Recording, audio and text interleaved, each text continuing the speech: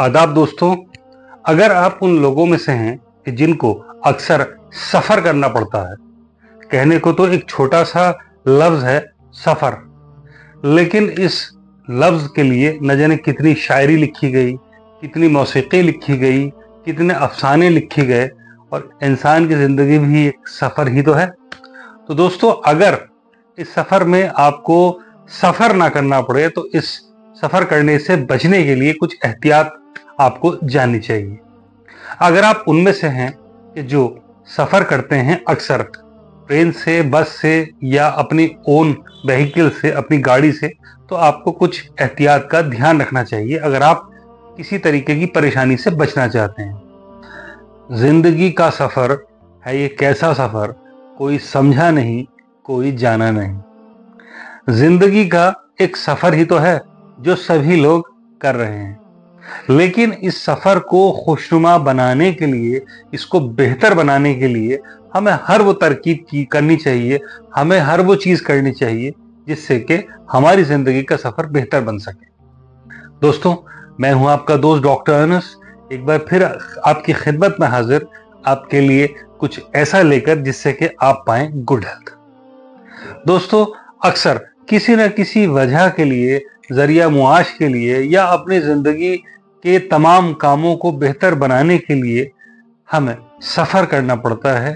Train में, बस में, कार में, सेल्फ ओन व्हीकल में, जिसकी वजह से हमारे बहुत लॉन्ग सिटिंग आवर्स हो जाते हैं, लंबे वक्त तक बैठना पड़ता है, जो आगे चलकर हमें मुख्तलिफ परेशानियों में मुब्तला कर सकता है अगर हम कुछ एहतियात ना करें तो। दोस्तों, अगर हमें लंबे वक्त तक बैठना पड़ता है तो ऐसी कंडीशन में हमें कुछ एहतियात करनी चाहिए जिससे कि हम परेशानी में ना पड़े। वो एहतियात हैं जैसे कि आजकल एक बीमारी जो बहुत तेजी से बढ़ रही है और जिसके लिए इलाज के लिए लोग परेशानियां उठा रहे हैं, वो है नसों में थक्का जमने की समस्या। जब हम लंबे वक्त तक बैठे रहते हैं तो नसों में थक्का जमने लगता है खून का दौरान कम होने की वजह से, और ये थक्के बॉडी में डिफरेंट पार्ट्स पर सर्कुलेट भी कर सकते हैं, और इवन जब ये लंग्स में जाते हैं तो ये चीज कहलाती है पल्मोनरी एम्बोलिज्म, जो कि एक लाइफ थ्रेटनिंग कंडीशन है। कई बार इसमें खून पतला करने की दवाइयां दी जाती हैं, और कुछ लोग जो कि दवाइयों पर ही हैं, मसलन ब्लड प्रेशर की दवाइयां खा रहे हैं, थायराइड की, या ब्लड शुगर को कम करने के लिए OHA का सहारा ले रहे हैं, यानी कि ओरल हाइपोग्लाइसेमिक एजेंट्स की दवाइयां ले रहे हैं, तो ऐसी कंडीशन में उनको बहुत एहतियात करने की जरूरत है। क्यों? क्योंकि खून का दौरान कम होने की वजह से नसों में थक्का जमने की समस्या आम होती जा रही है। ये थक्के शरीर में जाने के बाद मुख्तलिफ किस्म की बीमारियां पैदा कर रहे हैं।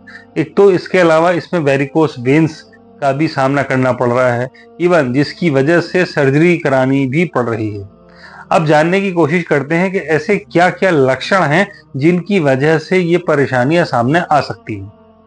जैसे कि इसमें लंबे वक्त तक बैठने की वजह से आम समस्या है जो कि पैरों पे सूजन आ जाती है। आप पैरों में देखेंगे तो सूजन बढ़ जाती है, आप दबाएंगे तो उसमें गड्ढा पड़ जाता है जो कि पिटिंग एडीमा कहलाता है। दबाने पर एक गड्ढा पड़ जाना पिटिंग एडीमा है। ऐसी कंडीशन में आपको अपने ब्लड प्रोफाइल चेक करानी है, आपको लिपिड प्रोफाइल चेक करानी है, और किडनी फंक्शन टेस्ट कराना है, यानी कि इसकी वजह से कहीं आपकी बॉडी में टॉक्सिन्स तो जमा नहीं हो गए हैं। और साथ ही आपको लिपिड प्रोफाइल कराना है जिसमें कि कोलेस्ट्रॉल, ट्राइग्लिसराइड का लेवल आपको पता करना है, जिससे कि आप ये जान सके कि कहीं आपके खून में नॉर्मल से ज्यादा गाढ़ापन तो नहीं है जिसकी वजह से खून दौरान कहीं ना कर पा रहा हो। दोस्तों, इसके साथ ही आपको एक एहतियात और रखनी चाहिए कि आपको फ्लूइड मेंटेनेंस लेते रहना चाहिए, आपको बीच बीच में पानी लेते रहना चाहिए, और 1 घंटे से ज्यादा ट्रैवल होने पर आपको खड़े होकर थोड़ा मूवमेंट करना चाहिए जिससे कि ब्लड का सर्कुलेशन प्रॉपर हो सके।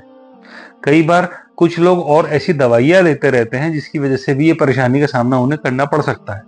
अगर ये समस्या है तो आप उसके लिए वैस्कुलर सर्जन से मिलें, और कई बार वो इसके लिए AI का सहारा भी ले रहे हैं, यानी कि आर्टिफिशियल इंटेलिजेंस के थ्रू भी इसको दूर करने की कोशिश की जा रही है। लेकिन इसके इलाज से बेहतर है इसका प्रिवेंशन। क्यों? इसीलिए कहा जाता है prevention is always better than cure. इसको दूर करने के लिए, इससे बचने के लिए ज्यादा अच्छा है। इसके इलाज करने से बेहतर है कि आप इसके बचाव पर ध्यान दें। आप खाने में साल्ट थोड़ा कम लें और सीट अपनी डेक्लाइन वाली रखें, जिससे कि आप बॉडी को पूरा रेस्ट दे सकें। और 1 घंटे से ज्यादा ट्रेवल होने पर आप अपनी बॉडी को मूव करें, यानी कि एक पोस्चर में आप रेगुलर लंबे समय तक ना बैठें। तो दोस्तों, ये कुछ छोटी सी एहतियात हैं, कुछ सावधानियां हैं जिनको बरत कर आप अपनी जिंदगी को बेहतर बना सकते हैं और पा सकते हैं गुड हेल्थ। आज की जानकारी कैसी लगी आप कमेंट सेक्शन में बताइएगा, हमें आपके कमेंट्स का इंतजार रहेगा। जो लोग मेरे चैनल पर नए हैं वो इस चैनल को सब्सक्राइब करके बेल आइकन का बटन दबा दें, ताकि आने वाली वीडियो का नोटिफिकेशन सबसे पहले आप तक पहुंचे। वीडियो को देखने के लिए बहुत बहुत शुक्रिया। Thank you, take care, good bye, see you soon.